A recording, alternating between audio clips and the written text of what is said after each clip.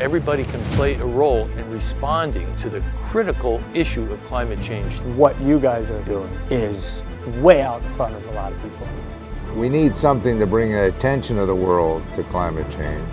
That's the purpose of our prize. The Rose Walters Prize is given each year at Dickinson College to recognize an individual or an organization for the environmental activism work that they've done. We've selected individuals who have dedicated their lives to address these issues. The climate crisis is existential. We are in an emergency for our planet and its people. Dickinson is producing a thinking society, incredibly energetic, incredibly inquiring, and very critical.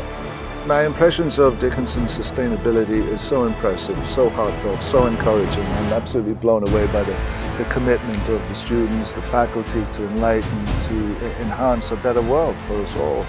If we don't address it in a major way soon, it may be too late.